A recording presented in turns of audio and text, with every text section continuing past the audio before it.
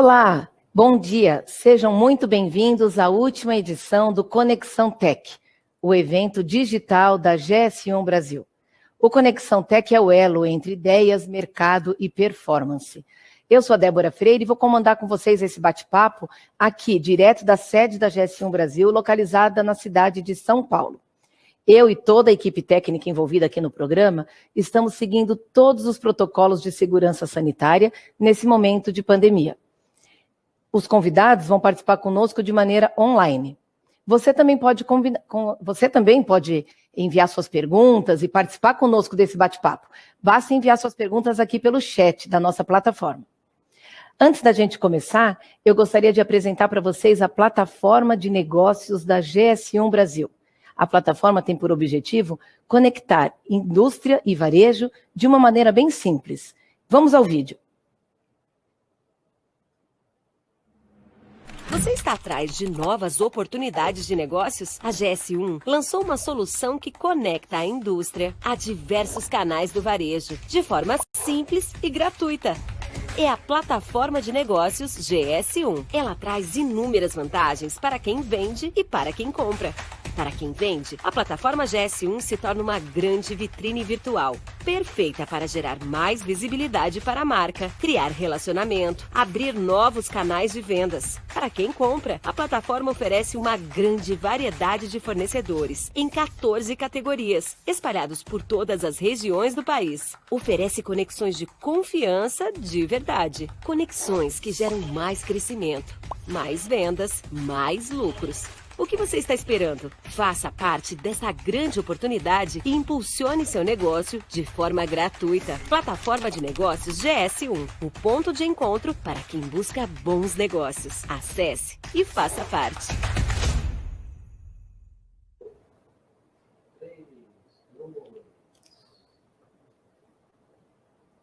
Queremos também agradecer aos nossos apoiadores institucionais. A Verser, empresa especializada em qualificação e análise de dados para o varejo. A Cord, uma empresa que atua em duas frentes. Na área de educação, com foco em automação, logística e tendências. Na área de consultoria, voltada para rastreabilidade e análise de dados para estratégia Omnichannel. Também a Infovarejo, informações e tecnologia a favor do varejo. Nós também queremos reconhecer os nossos parceiros, a Total Links, empresa responsável pelo link de internet que estamos utilizando aqui no Conexão Tech, a agência Beato, responsável pela plataforma e por toda a produção técnica de todos os episódios do Conexão Tech, e a De Freire, agência de comunicação que eu represento, que oferece soluções completas de comunicação para o mundo digital de hoje. Bom, empreendedorismo. Essa é a temática do dia de hoje, empreendedorismo no DNA. Quando a gente fala de empreendedorismo, né, a gente está falando de superação de obstáculos o tempo todo. Resiliência é uma palavra no dia a dia de qualquer empreendedor, principalmente no Brasil. São muitos os desafios, mas também muitas oportunidades. O empreendedor está sempre olhando para aquilo que ninguém vê, está sempre buscando voos mais altos. O nosso bate-papo de hoje, nós vamos falar de empreendedorismo, de acertos e erros, vamos falar de desafios profissionais e pessoais, enfim, vamos falar da vida do empreendedor como ela é. E para esse bate-papo eu já queria dar as boas-vindas para a Adriana Auriemo, ela é sócia da Nut Bavarian. Bom dia, Adriana. Bom dia, tudo bom? Tudo bem? Também para a Carla. Aqui. Ah, legal. Também queremos dar as boas-vindas para Carla Sarni. Ela é presidente da Saulos Participações, a maior holding de franquias do Brasil na área de saúde e beleza, e também fundadora da Sorridentes e Geolaser. Bom dia, Carla, tudo bem? Bom dia a todos. É um prazer estar aqui com vocês nessa manhã. Posso te chamar de Carla, não precisa ser doutora Carla. Não, pode me chamar de Carla. Então tá bom. E também é o Lindolfo Paiva, ele é sócio-diretor da Mr. Shane. Bom dia, Lindolfo. Olá, bom dia, é um prazer estar com vocês hoje. Acho que a gente vai ter um bom bate-papo aqui.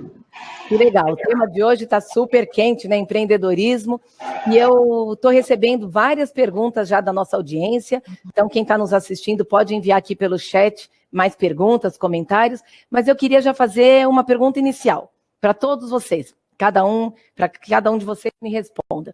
Sabe aquela pergunta clássica que a gente faz para uma criança ou para um adolescente, que é o seguinte: o que você quer ser quando crescer? Quando perguntavam isso para vocês, qual era a resposta? Lindolfo, vamos começar com você. Qual era a resposta que você dava a essa pergunta? Não, uma resposta tão simples, né? Eu queria ser engenheiro. Até depois, seguindo os padrões, eu entrei em faculdade de engenharia, mas na ocasião não tinha recurso, né? Eu lembro que eu desisti da faculdade porque eu não tinha dinheiro para comprar uma calculadora daquelas científicas que precisavam, né? Não dava para avançar. Mas desde pequeno eu sempre ficava pensando em negócios. Então eu lembro que pequenininho eu montei uma caixa de engraxate, depois maior eu passava na frente de uma loja e falei, puxa, aqui ia dar um excelente negócio de banana, né? Podia ser um monte de sobremesa de banana, né? E assim foi indo minha vida, né? Eu sempre pensando em como empreender, em como começar algum negócio. Que legal. E você, Adriana? Eu confesso que, embora eu não conhecesse a palavra empreendedorismo, acho que eu também sempre quis ter meu próprio negócio. E se bem que teve uma época que eu também queria ser jornalista, viu, Débora? Ah, é? Inclusive eu cheguei a ter um jornalzinho quando eu era criança.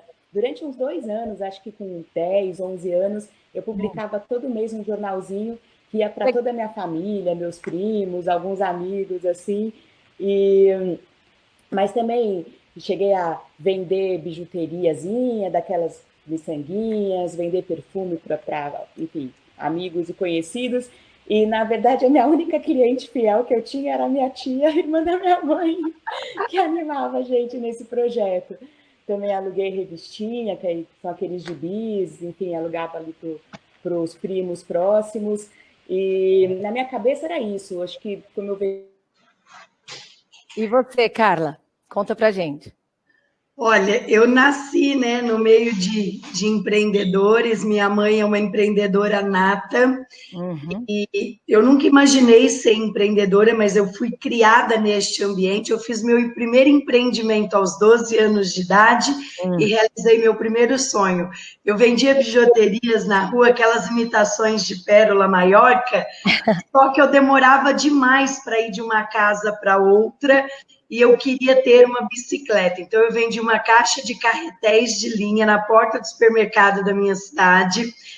Foi até uma coisa bem engraçada, porque, para mim chamar a atenção dos clientes, porque eu pus os carretéis de linha numa bacia de roupa, por roupa de molho, e eu dizia para os clientes, né, entra, freguesia, xuxa dinheiro na bacia. E as pessoas achavam aquilo engraçado e vinham ver o que tinha dentro da bacia.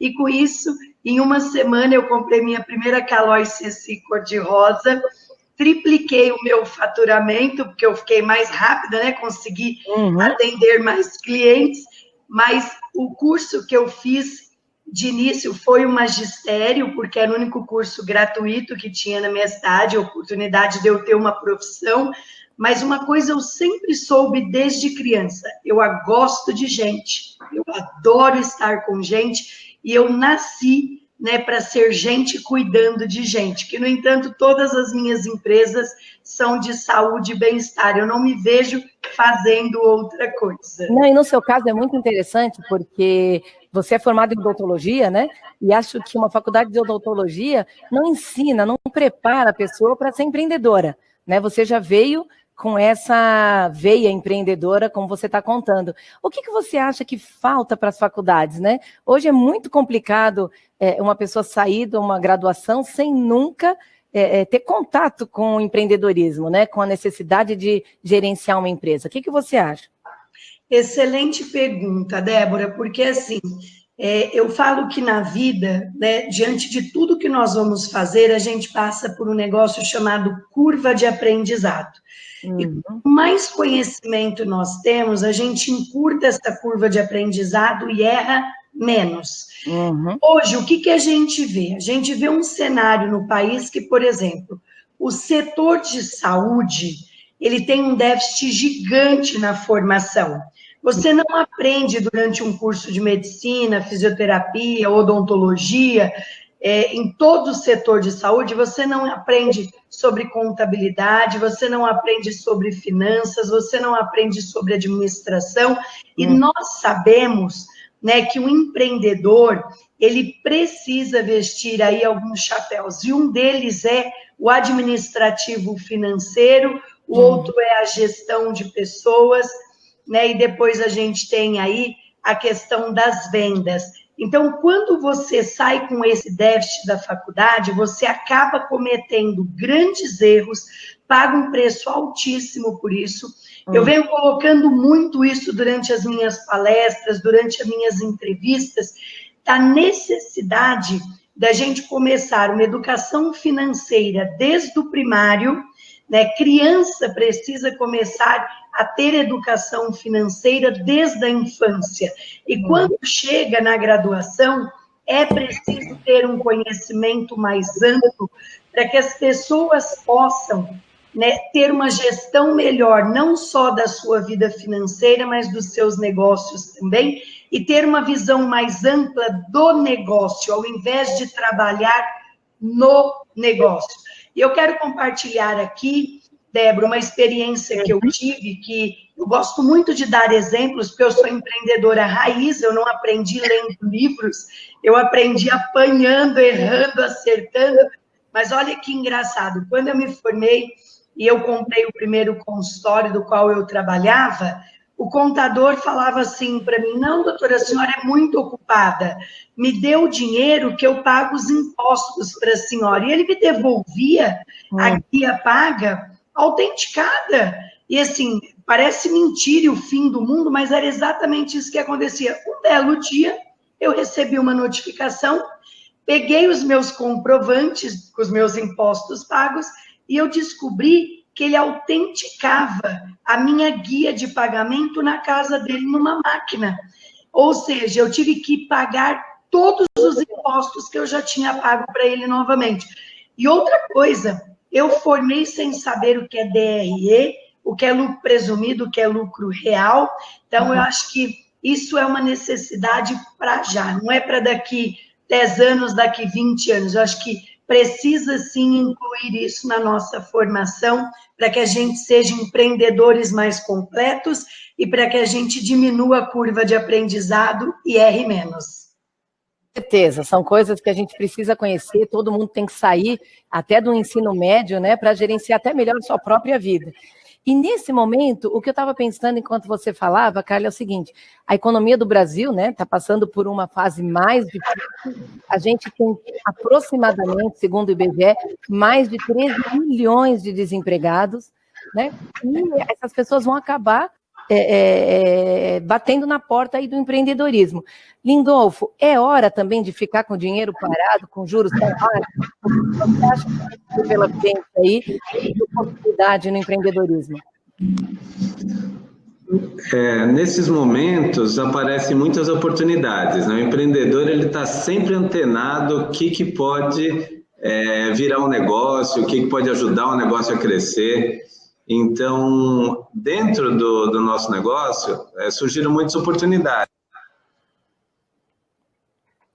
Acho que o Lindolfo caiu, Lindolfo. Você está me ouvindo? Pode continuar. Tá bom.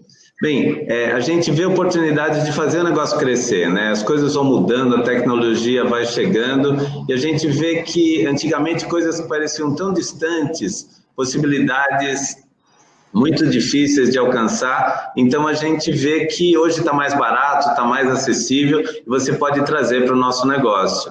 Então, por exemplo, a gente investiu em programa de fidelidade, em e-commerce, em várias coisas internas, né? A gente estuda sempre, por exemplo, agora a gente está estudando aplicativo para mídia programática em redes sociais, né? Tem uma série de recursos que a gente está vendo integração entre as bases de dados, entre os sistemas que a gente tem, tudo isso para ter mais informação e gerar mais serviço para o cliente.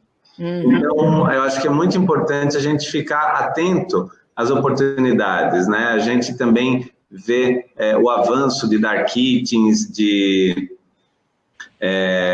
várias plataformas diferentes de você fazer o seu produto chegar no cliente. Então, é muito bom você poder usufruir disso e estar disposto, preparado e com coragem para avançar com tudo isso. Coragem, acho que falta para o empreendedor brasileiro é coragem. Agora, escutando a Carla falar, Adriana, sobre essa falta de preparo, né, acadêmico para empreender, eu percebo que é por esse motivo, ou também por esse motivo, que as franquias acabam sendo a porta de entrada das pessoas para o empreendedorismo. Talvez franquias, startups, você concorda com isso? Concordo plenamente. E a gente tem visto, inclusive, eu sou também diretora da ABF, né, Associação Brasileira de Franchising, de microfranquias, e a gente tem visto muita procura, principalmente por microfranquias, e aí a gente vê desde pessoas que perderam o emprego durante a pandemia, ou alguém que quer ter alguma renda extra, tem também aquela pessoa que nunca pensou em ser empreendedor e aí achou esse momento agora com juros baixos, uma oportunidade legal.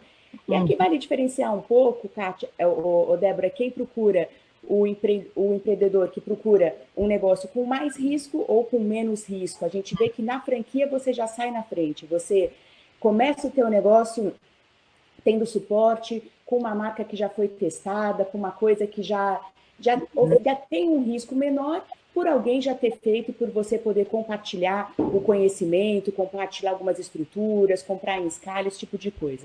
Já as startups, que também são uma porta de entrada aí para o empreendedorismo, ela parte do princípio que são negócios escaláveis, que são negócios replicáveis, que você vai crescer exponencialmente, mas ela tem por premissa que você tem um ambiente assim extremamente desafiador e condições de extrema incerteza. Então, quando você está num negócio de startup, você não sabe o que vai acontecer. E também pode ser bem interessante, porque ele pode ficar enorme, né? A gente vê aí algumas startups que cresceram e ficaram bem grandonas.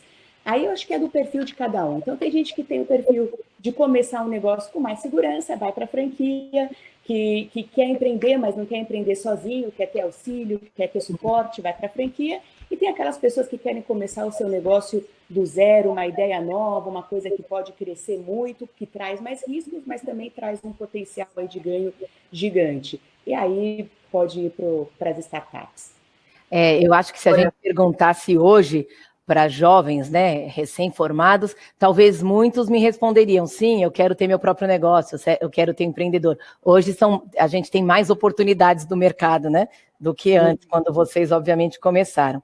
Agora, tem sempre aquela máxima, né, de que na crise tem oportunidade, e na verdade, aqui a gente tem alguns exemplos exatamente disso. A marca mais conhecida, acho que do grupo de participações da doutora Carla, é a Sorridentes. Mas durante a pandemia, parece que novas oportunidades surgiram e você começou novos negócios, Carla, é isso?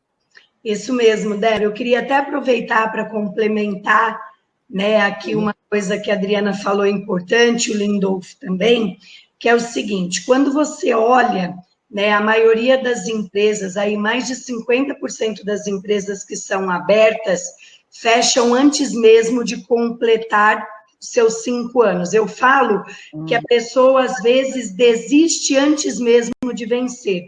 Quando você vem para o franchise, esse número cai para 7%, 8%. Então, você diminui o risco drasticamente. E a outra questão que o Lindolf falou foi a questão da coragem. Tem muita gente esperando o dia D. O dia D para empreender, o dia D para expandir, e eu falo que o dia D é hoje, porque aonde há problema, há grandes oportunidades. Olha o que aconteceu com os meus negócios. Nós fomos muito rápidos, porque eu acredito que todo empreendedor, todo empresário, neste momento, ele está passando por uma fase que é ter que desaprender muitas coisas, para reaprender uma nova forma de fazer. Porque o comportamento das pessoas mudou, a forma das pessoas consumirem, a gente está vendo aqui palestras que antes só aconteciam presencialmente, hoje é uma realidade no online. Então, muito mais do que se adaptar a este novo momento é com que velocidade o empreendedor vai fazer isso. Porque, às vezes, se ele demorar demais, pode ser tarde demais, porque a gente pode fazer as coisas em um dia, em 5 dias, em 10 dias, ou em 10 anos, ou nunca fazer. Eu fiz uma coisa no meu negócio, em 24 horas, quando a pandemia foi anunciada, eu montei o primeiro canal de teleodontologia no Brasil, disponibilizei um número 0800 para a população e eu fiquei aberto por ser serviços essenciais. Com isso, eu conquistei 600 mil novos clientes. Em maio, quando nós voltamos, a gente já foi fazendo negociações durante a pandemia, a gente voltou com o pé no acelerador. 550 propagandas na televisão, nos metrôs, outdoor, relógios de ponto, ou seja, o que está acontecendo hoje? A Olhar Certo, que é a minha rede de clínicas de oftalmologia mais nova e a menor, está crescendo 300% este ano. A Giolaser, da qual eu sou sócia da atriz Giovanna Antonelli, 145%, e a Sorridentes crescendo 47% em cima de meio bi. Devido a mudanças de estratégia que nós fizemos, e nós olhamos, tiramos o foco do problema e colocamos o foco na solução. Pegamos os problemas que nós tínhamos e trouxemos para oportunidades. Então, é isso que eu quero deixar claro aqui. Se aprofunde no seu negócio, olhe para ele com uma visão de solução, que você vai encontrar grandes oportunidades aí de trazer melhores resultados ou até mesmo expandir o seu negócio que já existe. E está pensando em empreender? Não fica pensando, não, porque nós temos um oceano azul, um mar de oportunidades aí e uma demanda reprimida gigante, gente, gigante. Isso, mesmo durante a pandemia, o Lindolfo também, dos cookies, acabou começando um outro negócio, que não tem nada a ver com o setor de alimentação, não foi, Lindolfo? É verdade. Eu estava acompanhando uma empresa já faz um tempo, é uma empresa de conforto para ônibus, né? E beleza, então eles fornecem cabeceiras, mantas, material de tapeçaria para ônibus e tudo mais. E é uma empresa de 30 anos, tradicional, já no mercado, bem conhecida no ramo de ônibus rodoviário urbano. E aí, com essa pandemia, eles estavam com um pouco de dificuldade. Então, precisava de renovação. Então, a gente acabou adquirindo essa empresa, a Grifibus, e a gente está trazendo uma série de soluções novas. Então, a gente está trabalhando com tecidos de solução permanente antivírus, produtos para desinfecção, limpeza de ar-condicionado, né? Tudo voltado para ônibus, mas com essas soluções especiais para o momento que a gente está vivendo antivírus. Então, o negócio ele está crescendo, e isso muito por causa de um ajuste de visão e de ver as oportunidades do mercado, né? Então, eu acho que é aquilo que a Carla e a Adriana falaram, né? É muito importante a gente estar muito atento e disposto a investir e observar as oportunidades e atuar no momento certo. Isso é o que a Carla acabou de comentar, né? Quer dizer, vamos focar na solução. A solução era o estofado antiviral, muito interessante. A Adriana também, com a Nut Bavarian, durante a pandemia, ou logo no primeiro mês, com o comércio fechado, também teve que dar aí uma guinada nos negócios, né, Adriana? A gente, para quem não conhece a Nut Bavarian, a gente tem aqueles quiosques em shoppings, aeroportos, terminais rodoviários, metrôs, que vendem as castanhas glaciadas. Talvez vocês não tenham experimentado o produto, mas já devem ter sentido o cheirinho por aí. E veio a pandemia, fechou tudo, a gente estava com os quiosques todos fechados, mas a gente já estava começando outros canais. E sabe aquela coisa de você começar quase que como uma coisa extra, um business que estava em segundo plano? E aí a gente trouxe esse business para o primeiro plano, a gente botou toda a força e todo o foco nele, e é o que agora está mais crescendo na nossa empresa. Então, o nosso produto foi para os supermercados, a gente já tinha os códigos de barra nele, a gente já tinha se preparado para isso, mas ainda não estava dando todo o foco que precisava. E hoje a gente está em supermercados, em padarias, em cafeterias, hotéis, enfim, farmácias, numa série de lugares, e também trabalhando outros canais, como food service. O nosso produto a gente está vendendo como ingredientes para outras marcas, para outras redes. A gente também faz vendas de brindes corporativos, faz vendas em company, está fazendo muita parceria com outras marcas de co-branding, produtos feitos com as duas marcas juntas, isso está bem legal também.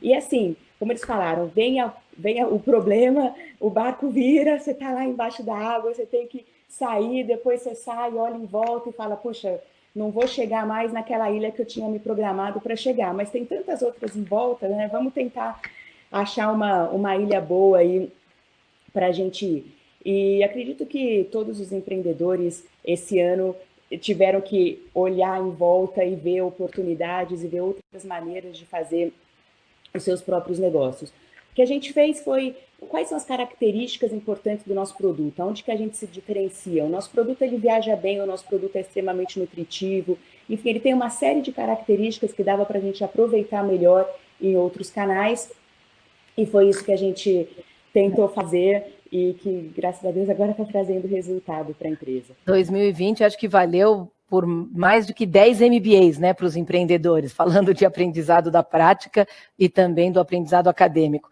Eu gostaria de convidar a audiência para continuar enviando perguntas, eu já vou começar a endereçar as perguntas da audiência aqui para os nossos convidados.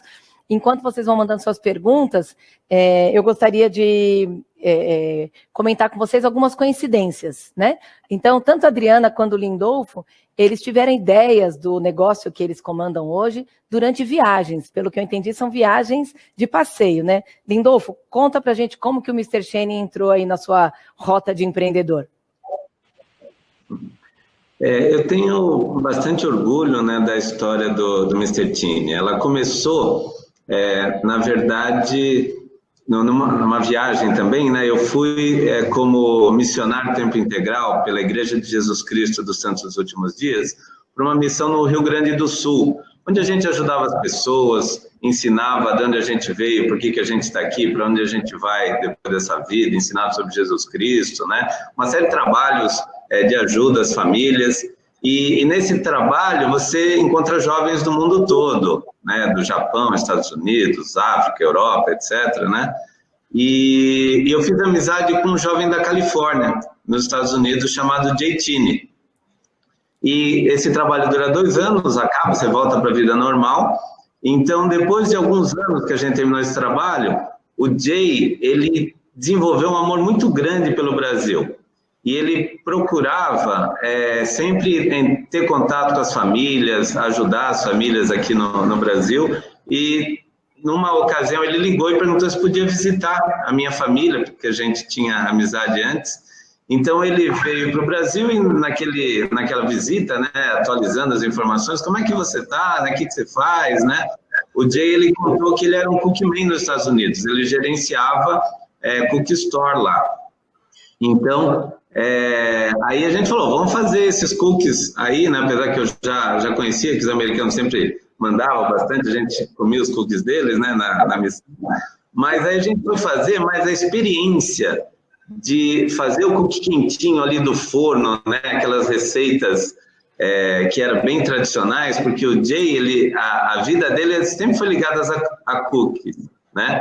E ele fazia cookie com a avó dele. A última vez que eu estive na casa dele nos Estados Unidos, ele me mostrou um livro de família, de receitas da bisavó dele, né? Então eles eram muito ligados com esse tipo de coisa.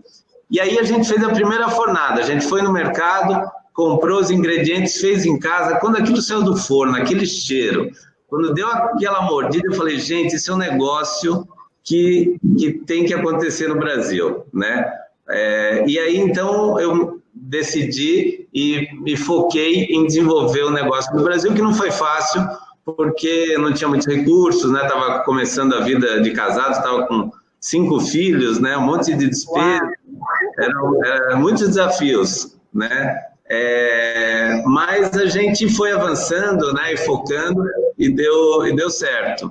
Uhum. Para o empreendedor, meia ideia basta, né? Para o bom empreendedor, meia ideia basta. Falou, já saiu correndo, já foi fazer o cookie. Uma mordida já resolve, né? E nesse tempo o Jay sempre apoiou, sempre foi procurando orientar a gente, né? Passar know-how do que ele sabia, e sempre de uma maneira muito altruísta. Ele queria basicamente ajudar as pessoas no Brasil e apoiar aqui, né? Então, assim, essa história de amizade, de carinho, de amor, eu trago no Micertino com muito orgulho. Muito e bacana. A gente procura até representar isso de uma maneira, fazendo o melhor que a gente pode, porque tem toda uma história. Acho que não estou escutando o áudio do Lindolfo, mas a Adriana também tem uma história de viagem. Como tudo começou com a Nut, Adriana? Conta pra gente. Legal. Foi também em viagem. Como eu falei para vocês, né, eu criança já queria ter meus próprios negócios, mas quando eu estava na faculdade, eu fiz faculdade de administração de empresas, eu comecei a fazer estágio na empresa do meu pai. Meu pai tinha uma empresa de laboratórios, de análises clínicas, e no último ano eu fiz um curso de franquias com o Marcelo Scherto, porque a gente estava no laboratório, ele estava pensando se franquia seria um canal aí para crescimento, uma maneira dos laboratórios crescerem. Acabou não sendo, ele não foi para esse caminho, mas eu fui fazer o curso. E eu fiquei apaixonada por todo o conceito do que era franchising. E eu assisti algumas palestras que me inspiraram bastante lá. Eu lembro de uma delas, foi do Gerson Keila, que estava com a Dunkin' Donuts no Brasil, e ele contou como ele tinha trazido a Dunkin' Donuts. Agora nem tem mais a Dunkin' Donuts mesmo, né? Mas naquela época tinha. Como é que ele tinha trazido esse produto para o Brasil, e, enfim, e o que ele fez para crescer. E eu falei, putz, é isso que eu quero fazer da minha vida, né? Eu queria trazer uma coisa de fora e montar aqui e crescer com franquia, porque eu estava encantada pelo franchising como um todo. Mas aí, ainda lá no laboratório, eu abri uma empresinha junto com a minha chefe lá na época. A gente tinha um departamento de multimídia, que naquela época também era uma coisa super inovadora, que era você juntar vídeos com som, tinha muita coisa de tecnologia, porque eu estou falando de 1995, então naquela época era algo super uau, assim. E a gente chegou a abrir a nossa empresinha de multimídia, e aí eu fui viajar com a família para os Estados Unidos, foi meio que formatura, eu me formei, a gente foi para lá. Ele estava assistindo um jogo de basquete lá em Orlando e começou a sentir o cheirinho, aquele cheirinho gostoso das castanhas, ninguém sabia o que era. Lembrando só que em 1996, né, a gente não tinha o hábito ainda de comer castanhas dessa maneira, ninguém conhecia esse produto. Aí deu um intervalo, saiu todo mundo atrás, de onde vem esse cheiro, e a gente viu um quiosque da Nut Bavarian Americana vendendo esses cones de amêndoas. Ficou todo mundo apaixonado pelo produto, a gente comprou, ficou doido para esperar o próximo intervalo para comprar de novo, mas passou. Aí eu voltei para o Brasil e uma tia minha que estava nesse mesmo jogo entrou em contato com eles e comprou um quiosque e a panela, né, que é o grande negócio ali, que é o equipamento elétrico que faz os produtos, e trouxe também a matéria-prima dos Estados Unidos e montou em Campos do Jordão e fez um maior sucesso, isso em julho de 96.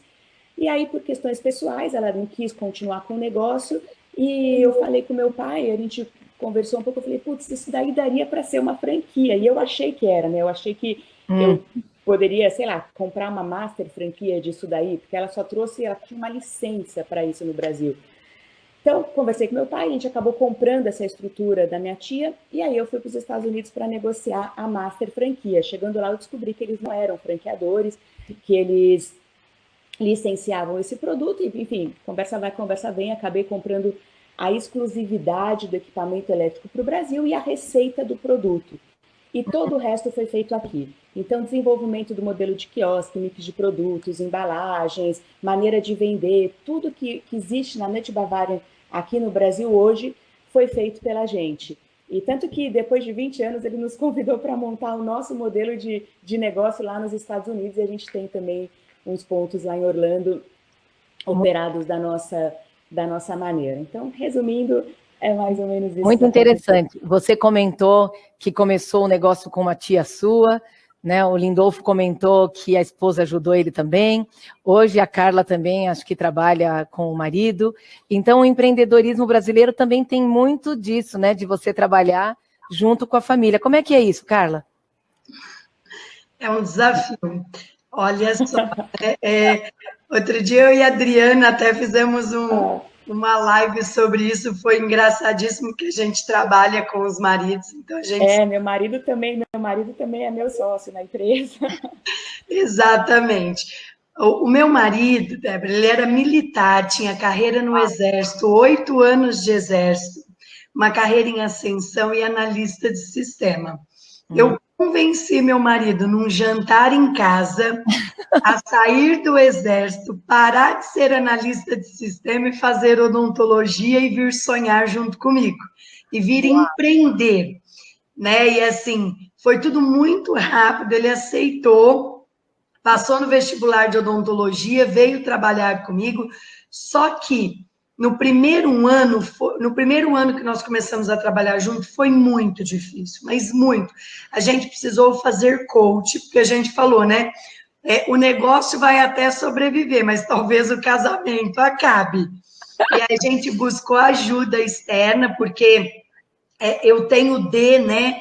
Aí no DISC, quando a gente faz o DISC de uma pessoa, acho que isso é importante a gente comentar aqui, é muito importante o empreendedor conhecer o seu perfil, né? E eu tenho um D muito alto, que é de dominância, então eu acabava invadindo muito a área dele.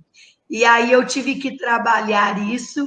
Hoje a gente vai super bem, né? Eu falo que eu só encontro meu marido nas reuniões de diretoria segunda-feira, então a gente separou claramente quem cuidaria do quê, porque como nós temos perfis muito diferentes, é a água e o vinho, ele navega muito bem em áreas que eu não gosto e eu navego muito bem em áreas que ele também não gosta. Mas eu falo que tem como encontrar uma maneira de trabalhar junto, sim, quando as duas pessoas sonham juntos, né, têm os mesmos objetivos e os mesmos valores, e elas entendem claramente qual é o papel de cada um dentro do negócio, dá para fluir tranquilamente. Mas um coach me ajudou muito, viu?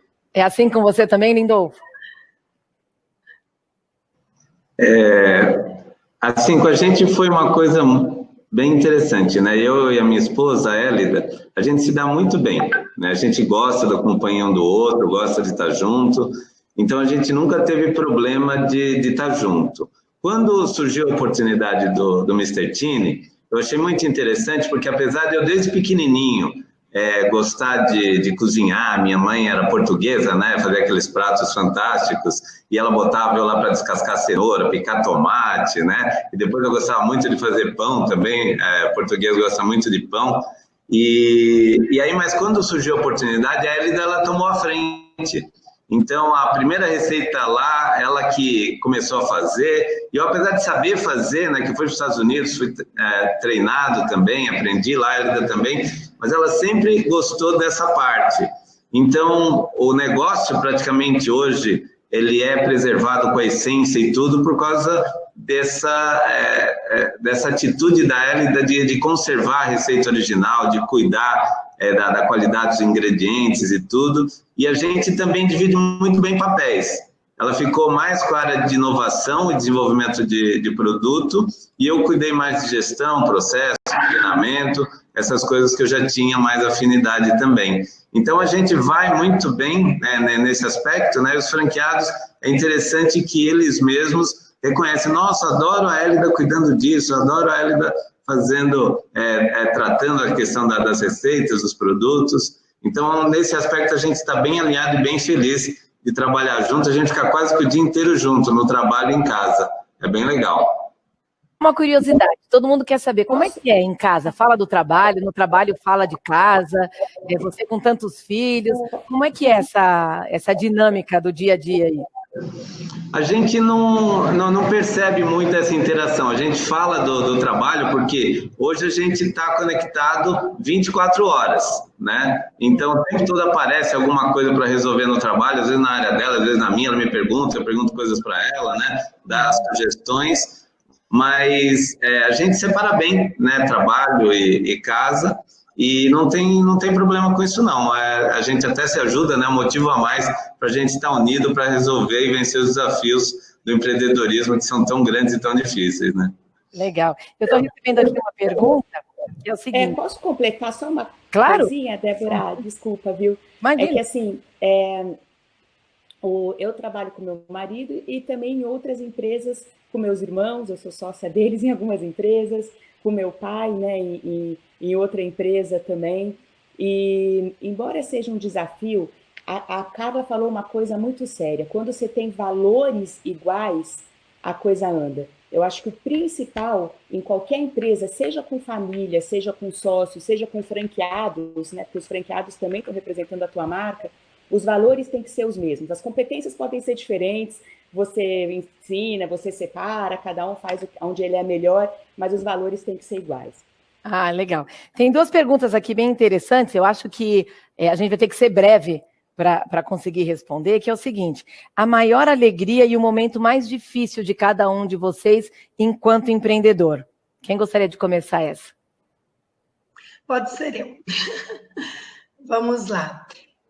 O maior desafio que eu sofri foi em 2009, que por falta de planejamento eu fiz uma estratégia errada. Eu construí 40 clínicas, contando com uma linha de empréstimo do governo.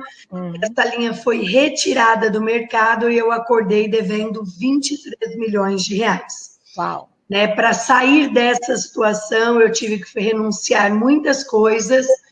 Né? Hoje eu tenho uma empresa 100% saudável, todas as minhas empresas têm 0 de endividamento, mas paguei um preço alto por isso.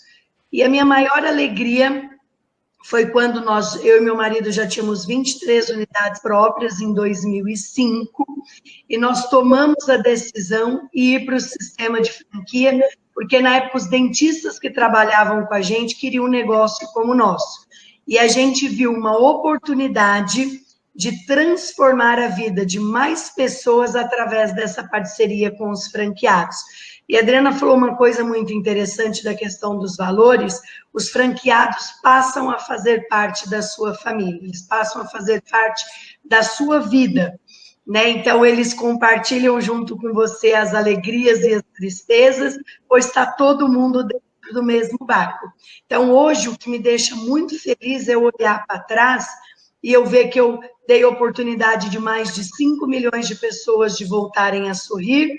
Hoje eu estou dando oportunidade de mais de 300 pessoas voltarem a enxergar bem todos os meses, porque de enxergar bem é viver bem, e dar oportunidade das pessoas se cuidarem da sua autoestima. Muito bom. Lindolfo, você, qual foi o momento mais difícil dessa sua trajetória de empreendedor e a maior alegria ao mesmo tempo? Bem, o início nosso ele foi extremamente traumático, né? Porque a gente não tinha tanta visão de varejo, não tinha visão de produção, uma série de coisas, então a gente foi descobrindo. Mas eu lembro que uma das primeiras coisas que a gente percebeu que deixou a gente muito preocupado é quando a gente montou a nossa primeira unidade, e a gente montou com equipamentos usados, né? Fazendo tudo que a gente podia ali para poder terminar a obra.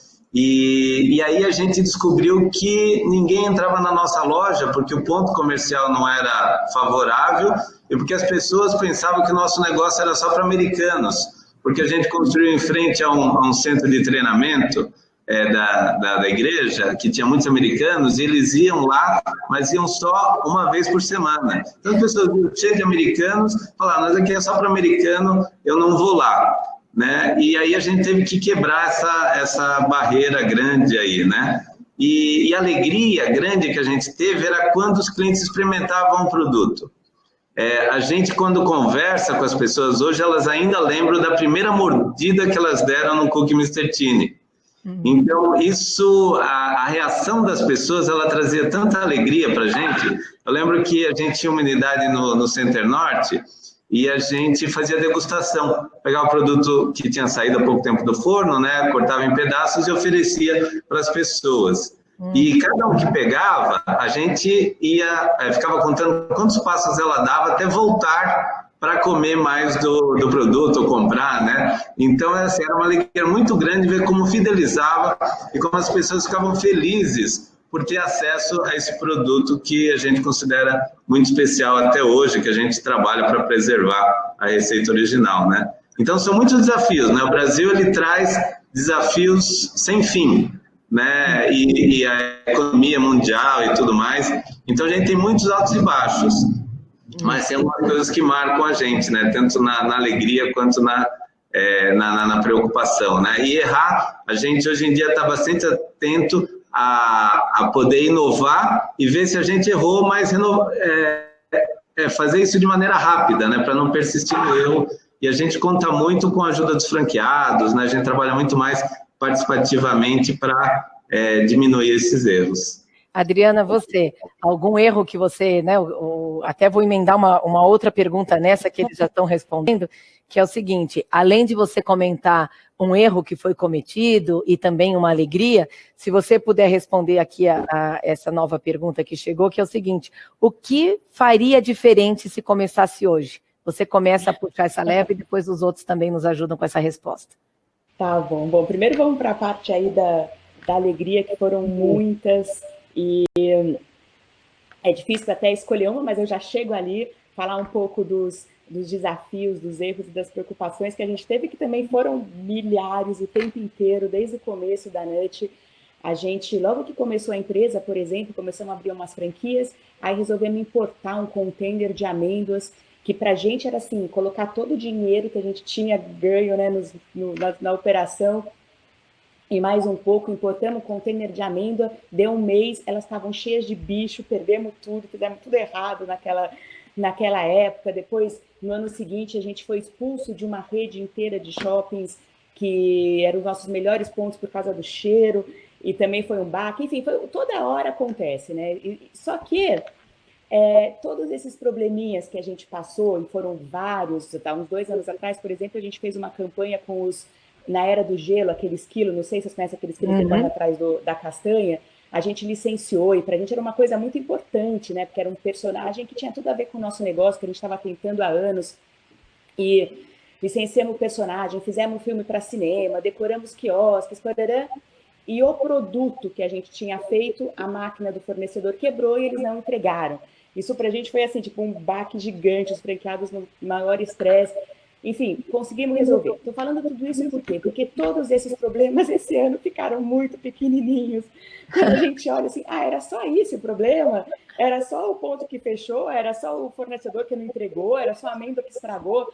Parece que ficou desse tamanho perto de você chegar do dia para a noite e fechar a tua rede inteira, né? O Lindolfo passou por isso também, a cara não sei se chegou a fechar tudo, mas você vê o teu faturamento ir para zero e saber que você não tem previsão de volta pelos próximos meses, ele traz uma perspectiva diferente, ele faz com que qualquer outro problema fique fácil de resolver, e eu acho que essa é uma grande vantagem, porque os próximos a gente vai encarar de outra forma.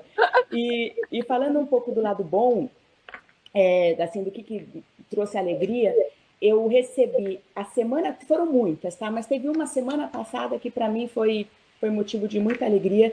A gente tem um comitê de franqueados na rede, e uma franqueada minha escreveu um texto lindo, agradecendo todo o apoio que a gente está dando durante a pandemia. Poxa, os franqueados também penaram, né? Estão com quiosques fechados, estão com quiosques vendendo bem menos do que vendiam antes, sem saber se vai o horário, qual que é o horário de funcionamento, enfim, uma série de complicações. Ela escreveu um texto lindo, agradecendo a gente, agradecendo a oportunidade de negócio, ela está com a gente já há 17 anos, e depois os outros franqueados também escreveram e agradeceram e complementaram. A Carla falou, né, e o Lindolfo também, a gente se preocupa muito com os franqueados, porque são aquelas pessoas que investiram o dinheiro deles, o sonho deles, a vida deles, numa coisa que a gente acaba tendo uma certa responsabilidade. Você errar sozinho é uma coisa, você errar e trazer um grupo junto é outra. Então, a nossa alegria de ver essa turma, pelo menos agradecida e satisfeita, é gigante. E aí a segunda pergunta, que era qual, Débora? Enquanto vocês pensam, eu vou passar a pergunta, eu já vou pedir para a audiência responder a enquete que está aparecendo aí na plataforma para vocês. É muito importante para a gente que vocês respondam a enquete. E a pergunta que veio da audiência é o seguinte: o que vocês fariam diferente se começassem agora? O que fariam diferente no negócio? Eu faria um monte de coisas mais técnicas, que aí um dia eu posso até, se alguém quiser, entre em contato comigo que eu conto, mas de uma maneira geral, eu acho que eu talvez exploraria outros canais desde o começo. A gente ficou muito tempo só nos pontos de venda, sem perceber o potencial que esse produto tinha em outros canais. Eu teria feito isso um pouco antes, para, de repente, nesse momento, já tá mais avançada nisso. E você, Carla? Olha, eu acho que o fato da minha formação ser dentista, né, cometi alguns erros aí, por falta de planejamento, por falta de conhecimento. Eu acho que o que eu faria diferente hoje seria me preparar mais, me planejar mais para mim errar menos. Né? Eu falo que eu muito mais acertei do que errei, mas como eu disse para todo mundo aqui, eu paguei um preço muito alto pelos erros que eu cometi. Durante praticamente os 5 anos que eu tive que pagar o empréstimo para o banco, eu saía do escritório à 1 da madrugada e voltava às 7 da manhã. Então, acho que era isso, ter buscado conhecimento mais cedo, porque aí eu passaria a entender mais cedo que eu não era somente uma dentista, que eu precisava entender de outras coisas além de odontologia. Muito bacana. Você, Lindolfo, tem alguma coisa que faria diferente? Na verdade, acho que todo franqueador tem, né? Tem aquelas coisas de aprovar ponto que às vezes não é tão bom, aprovar franqueado, que às vezes não tem o melhor perfil. Mas a gente no Mr. Tini, a gente teve uma oportunidade de crescimento muito grande. E como eu não tinha tanto conhecimento do varejo e franchise, eu fui buscar depois, né? Fiz MBA de gestão de franquias, né? E muitos cursos na área, mas no começo eu não tinha, então tinha insegurança. Eu gostaria de, no começo, ter o conhecimento que eu tenho hoje. Aí já está 10 vezes maior, né, mais forte, né, porque, inclusive, eram outros tempos, né, bastante promissores para o franchise, né, as concorrências eram menores e tudo, né, mas ainda assim a gente está muito feliz com o que a gente realizou, a gente sente que a gente fez o melhor que podia, e a coisa que a gente ficava mais feliz é quando a gente via vai nas unidades, ver as lojas cheias, né, os clientes felizes, franqueados felizes, então isso traz muita alegria para a gente. Mas, sem dúvida, teria muita coisa para fazer diferente do que a gente fez até hoje e teria sido muito melhor. Lembrei daquele filme, não estou conseguindo lembrar o nome agora, mas que o ator nasce velho e vai voltando para trás, né? É muito bom aqui. E num ano como esse de 2020, não dá para não falar de tecnologia. Então, tem muita gente perguntando aqui como foi o impacto da tecnologia, qual é o impacto da tecnologia no negócio de vocês. A doutora Carla falou de teleodontologia. Então, conta um pouco como foi e como vocês usam a tecnologia a favor dos negócios. Olha, Débora, o meu setor, que é saúde e bem-estar, ele vem cada vez mais, né, se informatizando, e o paciente ele vem exigindo cada vez mais tecnologia. Ele quer marcar a consulta à distância, ele quer que a tecnologia traga para ele mais conforto, né? E a gente sabe que a tecnologia, além dela trazer benefícios para o nosso negócio, ela também traz benefícios para os nossos clientes. A gente sempre teve na empresa uma área de inteligência. Este ano a gente intensificou muito isso, e até a pandemia nos forçou a tirar projetos da gaveta, que talvez a gente levaria aí mais 3, 4 anos para implementar. A gente fez isso em tempo recorde, para poder colocar a coisa para funcionar. Na GeoLaser, por exemplo, eu montei em 30 dias a primeira plataforma de e-commerce da GeoLaser, e hoje meus franqueados, em torno de 30% das receitas deles já estão vindo dessa plataforma de e-commerce. Então, acho que é muito importante todos os empreendedores, né, continuarem investindo em tecnologia, porque o que trouxe a gente até aqui não é garantia de sucesso para os próximos 10 anos. Então, esse investimento precisa continuar sendo feito, e é uma coisa finita, não tem dia nem hora para acabar. Lindolfo.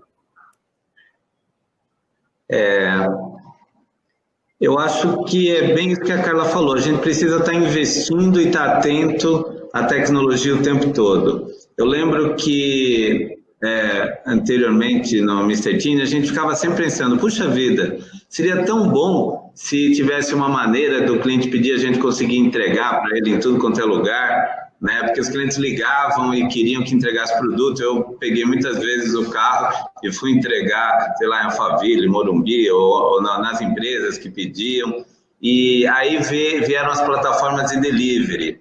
Eu sempre pensava, puxa, seria muito legal se a gente tivesse maneira de se comunicar com os franqueados e dar suporte para eles de uma maneira mais automatizada, estruturada, que era tão caro anteriormente. E aí a gente vê sistemas que fazem um monte de coisa que a gente precisa para a rede, facilitam, e e-commerce que a gente tem hoje. Então, é tanta coisa que parecia tão distante, tão caro, precisaria tanta estrutura, e hoje está mais simples e mais barato.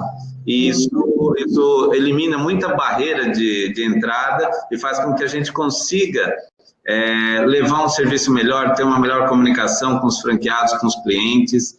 Então, é muito importante a gente continuar investindo nisso e ficar atento às movimentações de mercado, às tendências, e buscar as melhores práticas para a rede, né? Então, sou muito feliz por isso, né? Para a gente ter essa oportunidade hoje de poder se modernizar e investir nessa área. E na NUT, tem alguma tecnologia específica, alguma coisa que você gostaria de ressaltar? Tem sim.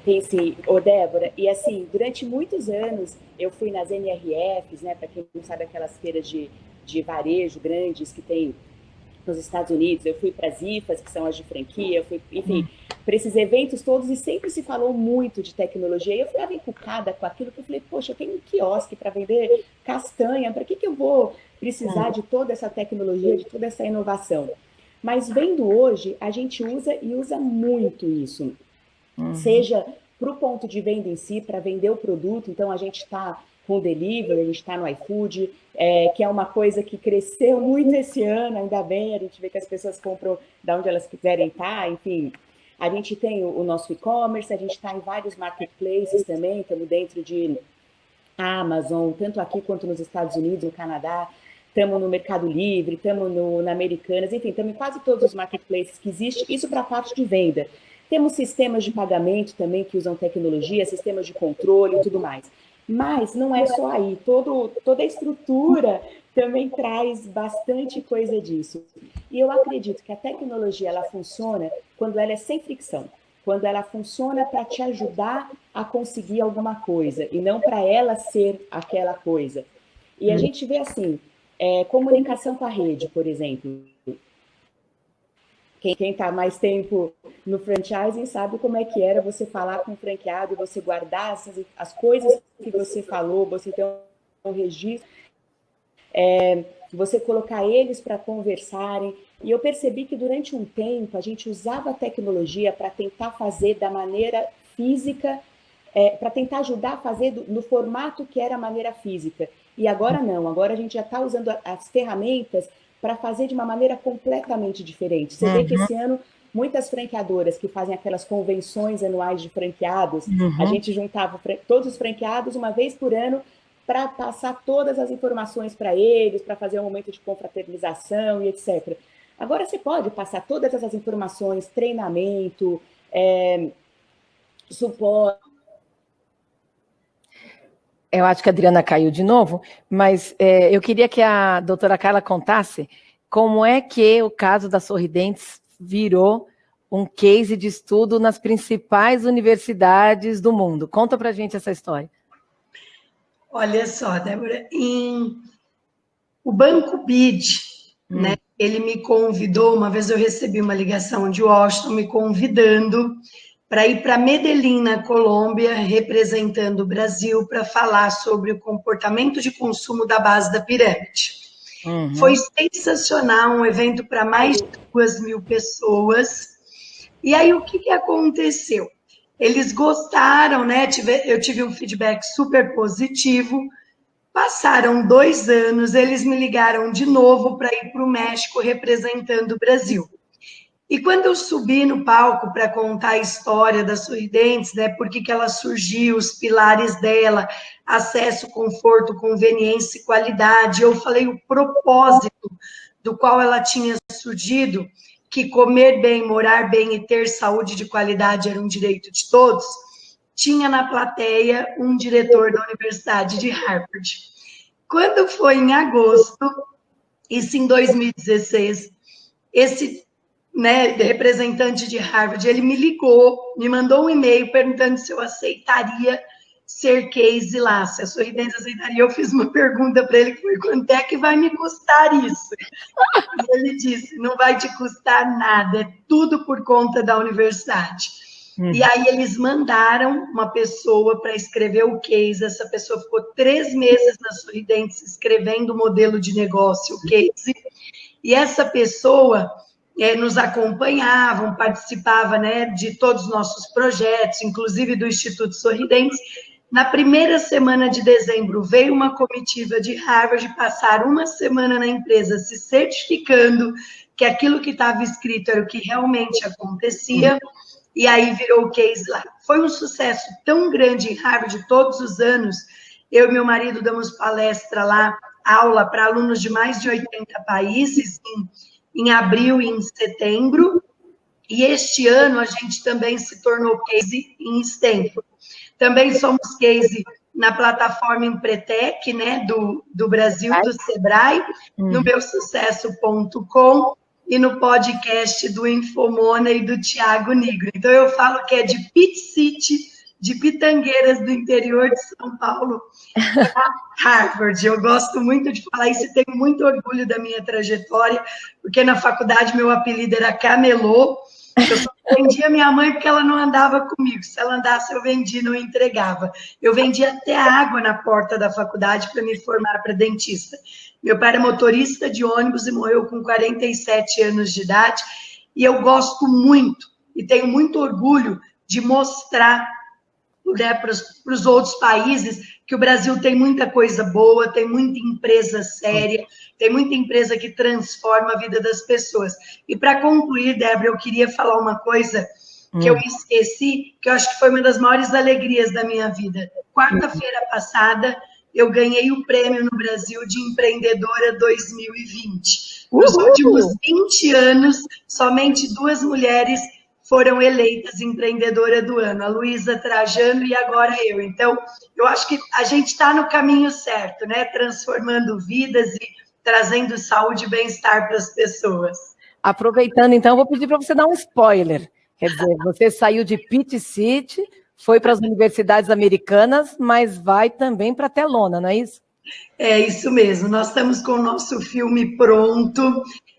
A gente teve um diretor, né, que inclusive foi ator da Globo, Rafael Almeida, foi cunhado do Jaime Monjardim, e ele procurou eu e meu marido, nós fizemos o filme da nossa história. Quem me representa é Antônia Moraes, filha da Glória Pires, e o meu marido, Sidney Sampaio. E eles estão trabalhando aí para emplacar o filme em alguma plataforma, como Netflix, Amazon, ou até mesmo nos cinemas, e eu estou aqui ansiosa na torcida para que essa nossa história possa inspirar outras pessoas, porque muita gente, Débora, acredita que os empreendedores de sucesso só são aqueles que têm berço, porque já vieram com alguma coisa. Não, eu falo que se a gente tiver foco, determinação, e a nossa vontade de vencer for maior que qualquer desafio, a gente chega lá com certeza. Muito bom, muito bom. Bom, e aí mais uma pergunta. Quer comentar, Lindolfo? Assim, né? Parabéns, que ela realmente é inspirador, né? E as proporções são gigantescas, né? Parabéns mesmo, né? Eu tive algumas experiências, logicamente não é desse porte, né? Mas eu tenho família, tenho alguns filhos nos Estados Unidos, eu vou para lá e às vezes eu vou visitar lá o Jay e a família dele, né? E ele é professor no high school lá. Então, quando eu vou, às vezes passam 2 dias falando com os alunos do high school dele sobre empreendedorismo, contando a história do Mr. Tini, né? Eu fico impressionado como inspira os jovens, né? Essas histórias que a gente tem no Brasil, de como acontece, que muitas vezes são tão diferentes dos americanos, né? Então, continua, cara, que é muito importante inspirar o povo por aí. Parabéns. Bom, eu estou recebendo aqui mais perguntas via chat, mas eu queria aproveitar esse break aqui para dar um recado. A GS1 tem recebido algumas perguntas sobre o estúdio aqui que a gente grava o Conexão Tech. né? O estúdio da GS1 fica aqui em São Paulo, no bairro de Pinheiros, e respondendo aqui a vários questionamentos que aparecem no chat, ele está disponível, sim, para outras empresas que queiram locar, que queiram fazer, como a Adriana falou, dessa plataforma online, uma experiência para treinamento, para capacitação, para evento, para programa. Então fica a dica, o estúdio do Conexão Tech fica em São Paulo, na sede da GS1 Brasil, no bairro de Pinheiros. Bom, as próximas perguntas eu acho que elas são meio difíceis, né? Porque a nossa audiência quer saber o que esperar e como se preparar para 2021. A Adriana comentou que, a partir de agora, as crises e os problemas ficaram menores, né? Será? Eu não sei se menores, Débora, eu acho que com outras proporções. O meu pai fala que a gente tem como se fosse assim, 1 metro de preocupação, que é o que cabe na nossa cabeça. Todo mundo tem aquele mesmo tamanho, aquela mesma área para caber preocupação na cabeça. Dependendo do que você tem, do que você coloca lá, as outras saem, né? Então, sempre uma coisa mais difícil, aquela mais fácil acaba saindo. Então, o que eu quis dizer eu acho que vai ser ainda um ano bem complicado para quem está no nosso segmento, o varejo, né, seja de moda, esse varejo que não é o supermercado, eu acho que ainda vai ser bem complicado por fluxo, por falta de matéria-prima. A gente está sofrendo bastante com aumento de preços de matéria-prima, com falta de produto. Enfim, são coisas que os clientes não sabem, mas que a gente está penando. Com a dificuldade de equipe, porque muita gente usou aquelas medidas provisórias, deixou o pessoal em casa e agora tem estabilidade e, ao mesmo tempo, ainda não voltou o fluxo. Enfim, não vai ser um ano fácil, mas eu acho que a gente vai encarar os problemas com outra visão. E, sim, a tecnologia ela veio para ajudar em vários aspectos, e eu acho que não só a tecnologia, mas as pessoas também estão mais dispostas a ajudar. A gente percebeu esse ano, mais do que nunca, o quanto você aprende com outros que já fizeram a mesma coisa. E aí eu falo de tecnologia porque, bem ou mal, o WhatsApp, os grupos, as lives, essa comunicação que a gente consegue fazer, que é bem mais fácil do que você sair e fazer uma reunião, ela aproxima as pessoas. E a Carla, eu estava ouvindo ela contar a história dela, eu sou super fã e a gente é amiga também, né, Carla? A gente, inclusive, sai junto e tudo mais. Mas ela, por exemplo, já me ensinou muita coisa, muita coisa. Uhum. E não só ela, enfim, o pessoal do franchise, o pessoal do varejo, a gente aprende demais com as outras histórias. A tecnologia ajuda isso. Acredito que o ano que vem vai ser um ano de muita conexão, de muita junção de marcas, juntar forças, fazer junto, e muitas oportunidades. Mas eu acho que não vai ser um ano muito fácil, não. E aí, Lindolfo, qual que é a tua expectativa aí para 2021? Você tem o copo meio cheio ou meio vazio, né? Então, eu acho que a gente precisa olhar o copo meio cheio, né? Ou seja, precisa ser positivo, né? Entender que com a crise também surgiram muitas oportunidades, investir nessas oportunidades, mas como a Adriana falou, com uma cautela adicional. A gente tem resíduos da crise que vão perdurar um pouco mais, né? Tem coisas para pagar, quem pegou empréstimo, tem uma série de coisas que vai acontecer, o varejo não vai voltar da mesma maneira tão rápido, né? E ele está se recuperando bem até, mas essa instabilidade do que vai acontecer, de não vai, etc., deixa todo mundo inseguro. Então, acho que a gente precisa estar muito atento, estar animado para investir, mas colocando todos os riscos possíveis e todos os cenários para conseguir fazer isso com segurança. Então, se a gente faz isso, se a gente investe nessa crise, mesmo durante essa crise, a gente vai estar melhor e mais forte depois, e quem acompanhar a gente nisso e quem acreditar vai poder se beneficiar também.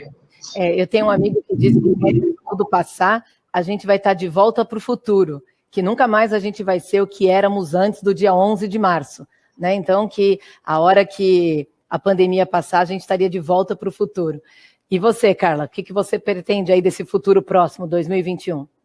Olha, Débora, antes de eu comentar isso, eu queria te falar que eu fiquei muito feliz quando você me fez o convite, porque todos os empreendedores que estão aqui são empreendedores sérios, empreendedores raízes, conceituadíssimos no franchise e com produtos maravilhosos. Mas eu quero colocar uma coisa aqui, que é o seguinte, Débora, enquanto a vacina não sair, nós vamos ficar passando por uma instabilidade grande, né? Fecha, diminui, muda de faixa, restringe, abre. Agora, tem uma questão muito importante que eu acho que todos os empreendedores precisam levar em consideração neste momento, que é o seguinte: eu comparo muito, Débora, empresa à família.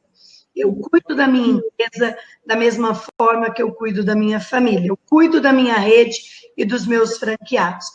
E uma coisa que eu disse para muitos empreendedores durante a pandemia, que a pandemia não era férias para ninguém, que a pandemia era um momento onde o empreendedor deveria debruçar em cima do negócio dele e olhar todas as oportunidades e as melhorias que dariam para ser feitas.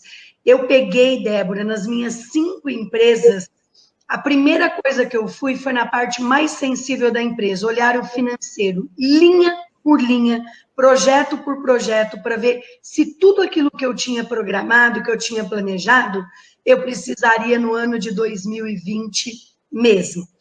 E eu falo que quando a empresa passa por um momento difícil, é como um filho doente. E quando o filho está doente, a gente não mede esforços para acordar de madrugada, pôr no carro e ir ao hospital. Então, este momento que nós estamos passando, as nossas empresas, os nossos negócios estão precisando de mais dedicação dos donos, estão precisando de um olhar mais crítico, de um olhar mais presente. Isso vai passar. Uma criança não tem febre a vida toda, uma criança não fica internada a vida toda. E a gente precisa dessa determinação, dessa energia, dessa força para poder passar por tudo isso juntos, porque vai passar. Com certeza vai passar. É só a gente não desistir dos nossos sonhos e colocar a energia onde é preciso agora, porque as coisas acontecem aonde a nossa energia está. Falando nisso, tem uma pergunta para você, que a audiência aqui não quer que eu deixe passar, que é o seguinte: uma pessoa que está começando, Carla, ela acha que a coisa mais difícil é captar pacientes, e que, principalmente nessa área de odontologia, isso é muito difícil. Ela quer uma dica sua aqui. Não é não, Débora.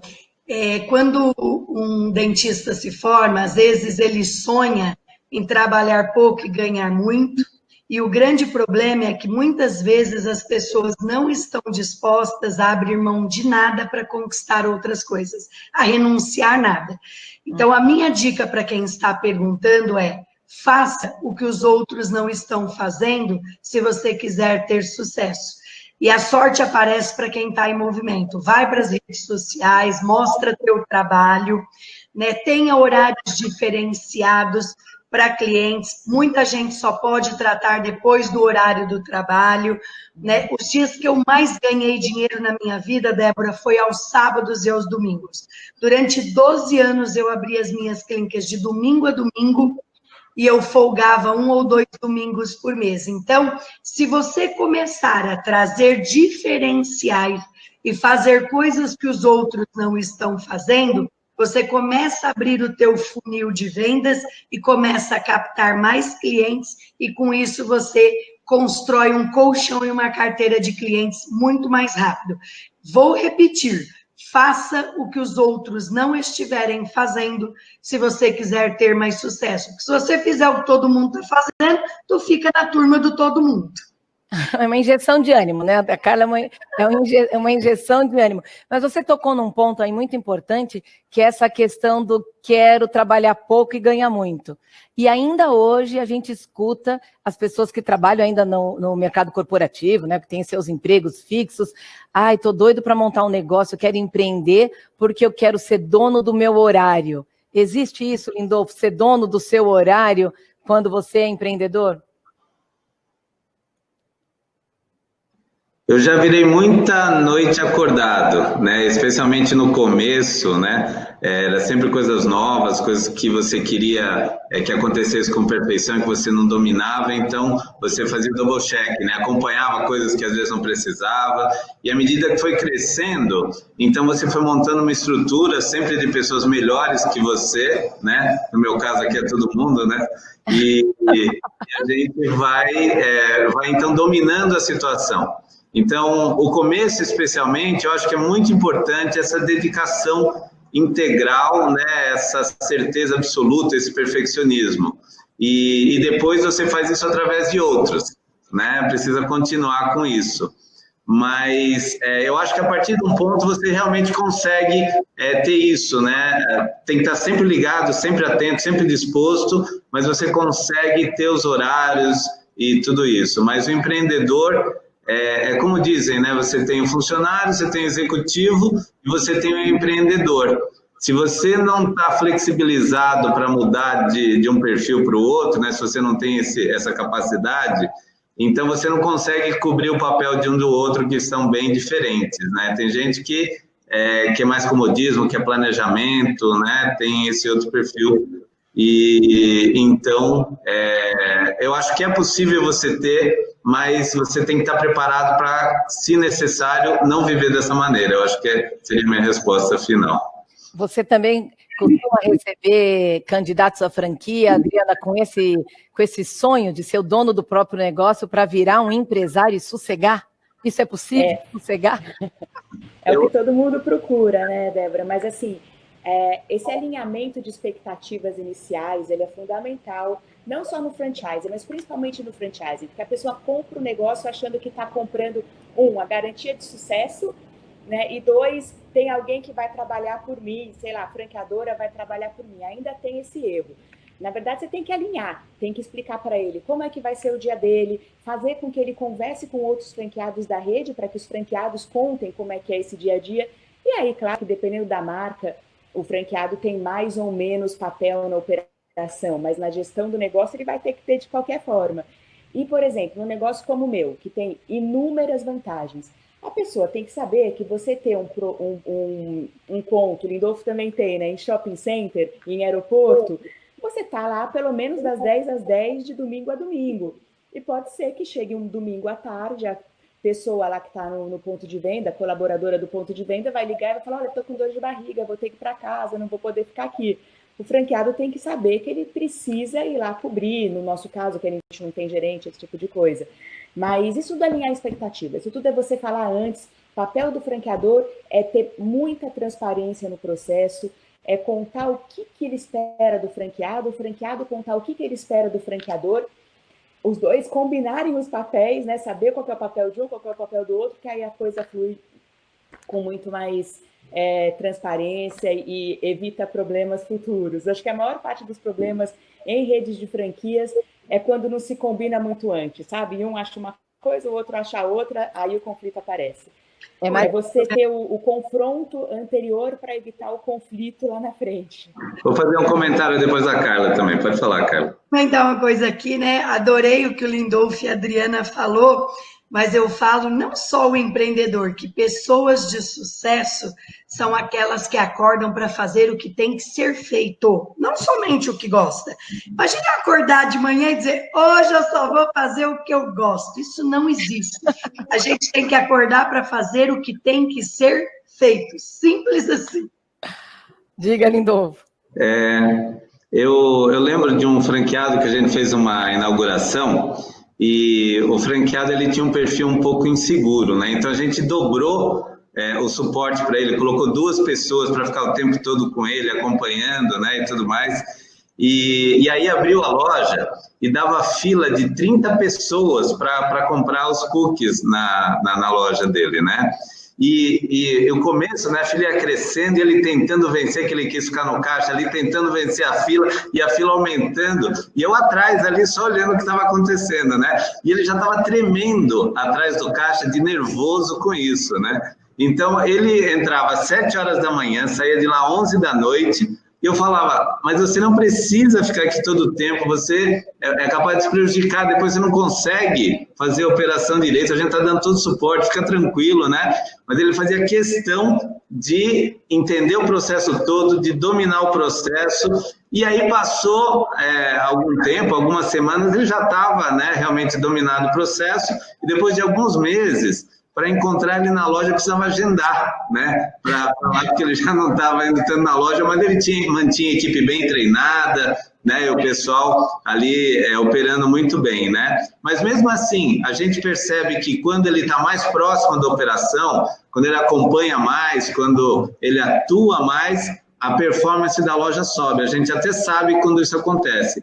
Então, é muito importante todo o franqueado, o empreendedor, ele está realmente conectado com o negócio e fazendo a gestão para que os resultados possam ser melhores e continuar progredindo. É como a Carla falou com o filho doente, né? Disponibilidade total. Né? Quando você tem um negócio, é quase que uma disponibilidade total. Eu vou pedir para a audiência avaliar o nosso evento, é muito importante para a gente. Infelizmente, o nosso tempo está acabando, tem tanta coisa ainda que a gente podia conversar, muitas perguntas que foram chegando, a gente já foi respondendo ao longo da nossa conversa, então eu acredito que a gente tenha conseguido responder todos os questionamentos aqui que eu estou olhando no nosso chat. E aí eu vou pedir para cada um de vocês, então, de uma maneira mais sucinta, faça suas considerações finais para quem está nos assistindo, está com essa vontade de acordar e fazer o certo, mas tem um pouco de medo, né? De novo, 2021, muito desafiador, é hora de empreender, né? Mesmo num ano, como vocês comentaram, cheios ainda de aprendizados novos, é de fato um ano para iniciar um novo negócio? Vamos lá, podemos começar com você, Lindolfo. Eu acho que a gente buscar um sonho não tem preço, a gente realizar, independente do sacrifício, traz muita alegria, né? Traz recompensa. Então, a gente precisa lutar pelo sonho, pelo que a gente acredita. Só que, cada vez mais, a gente tem que estar preparado, tem que buscar conhecimento, tem que planejar, tem que buscar melhores práticas, entender o mercado, entender os desafios. E então, eu acho que vale muito a pena. 2021 é um ano, eu acho que cheio de oportunidades, e a gente precisa, logicamente, averiguar todos esses panoramas, né, que podem acontecer para a gente fazer isso com segurança. Mas, sem dúvida, empreender sempre. Adriana? Eu acho que a gente só não pode perder o foco de que quem abre um negócio, quem está querendo empreender, está visando uma vida melhor, né? Está procurando ganhar dinheiro, claro, que faz parte aqui do negócio, mas está procurando melhorar de vida. E esse objetivo, o legal é quando você alcança ele, comemora ele. Vai ter muito trabalho para trás? Vai, claro que vai. Mas você tem que alcançar aquilo. Ninguém quer montar um negócio para ficar o tempo inteiro ralando sem a recompensa futura. Mas o processo, ele pode ser bem difícil. Então, se você encontrar alguma coisa que você se conecta com ela, que você tem paixão por aquilo, vai ser muito mais fácil passar por esse processo. A caminhada vai ser muito mais prazerosa. E eu acredito que todo mundo trabalha de uma maneira muito mais eficiente se trabalhar com algo que gosta. Então, acho que além da razão, tem que ter um pouco da emoção. E outra coisa, para quem está começando a empreender, conversa com outras pessoas, vocês vão descobrir que tem muita gente disposta a ajudar, muita gente disposta a compartilhar conhecimento, e isso faz com que você suba os degraus de uma maneira muito mais rápida. Sucesso para todo mundo. Carla? Olha só, eu falo que a gente não pode viver uma vida de si. Se eu abrisse, né, se eu montasse, se eu casasse, se eu tivesse filho, eu falo que o dia D não existe para empreender. E que o medo, ele não pode paralisar as pessoas. E que sonho precisa ter prazo, senão você corre o risco de passar por uma vida inteira sem sequer realizar um único sonho. Tamanho é o medo que te paralisou. Eu acho que nunca houve um campo tão fértil para se empreender como agora. Tudo bem, os meus setores são setores privilegiados, né, passaram aí por 3 crises, 2009, 2014 e agora, são tidos como serviços essenciais. Então, mesmo na pandemia, eu permaneci com 2 empresas abertas, mas a questão não é essa, a questão é que nunca se conseguiu dinheiro tão barato no mercado para expandir ou para empreender. O que a gente viu nas outras crises era enxugar o dinheiro da classe C e o dinheiro ficar caríssimo devido ao alto risco. Então, a gente viu linhas aí de créditos como Pronamp, FGI, que dá para tirar o sonho de muita gente da gaveta e colocar aquele teu sonho de empreender para funcionar. E lembrando do que a Adriana e o Lindolfo falaram, né? Montar um negócio não é nenhum passaporte para a Ilha de Caras, é você estar conectado com o negócio, né? E no sistema de franquia é um casamento. A franqueadora faz a parte dela, o franqueado faz a dele, e o negócio é um sucesso, sim. Então, é essa a minha dica, né? Não deixe que o teu medo te paralise, coloque sonhos nos teus prazos e a tua vontade de vencer tem que ser maior do que qualquer desafio. E vá em frente. Obrigada para vocês foram ótimos, a nossa audiência adorou, o papo poderia ficar aqui o dia inteiro, vocês realmente foram incríveis, parabéns, e obrigada por compartilhar conosco com tanta verdade, com tanta clareza, os erros, os acertos e as dicas. Então, muito obrigada em nome da GS1 e o Conexão Tech, a Adriana, a Carla e o Lindolfo. Também ao apoio institucional da Acorde e da Verse, aos nossos parceiros, Agência Beato, Total Link, De Freire Comunicação e aos parceiros de divulgação, a Standout e a Abad. O Conexão Tech foi criado nesse ano tão difícil de 2020 para estabelecer essa conexão entre a GS1, os seus clientes e seus parceiros. Esse é o último episódio, foi um prazer estar com vocês aqui ao longo desses últimos meses. O Conexão Tech levou para vocês conteúdo para toda a cadeia de negócios. Nós falamos de temas relevantes como gestão, inovação, e-commerce, liderança, empreendedorismo. Foram vários episódios, vários eventos muito interessantes e que contou sempre com a participação de vocês. Para o ano que vem, a GS1 já está programando a sua conferência internacional. O GS1 é o Brasil em Código. Ela vai acontecer mais ou menos em agosto ou junho. Em agosto, desculpa. Ela vai acontecer em agosto. A gente espera que seja presencialmente, é uma conferência internacional. E também você já pode se programando para novembro para o nosso prêmio de automação. Então, o prêmio também, a gente espera que volte presencial no ano que vem, e até lá você fica com a nossa extensa programação de cursos, capacitação e treinamento. Acompanhe a GS1 e todas as suas atividades pelas nossas redes sociais, e muito obrigada por essa oportunidade, até uma próxima. Tudo de bom para vocês em 2021.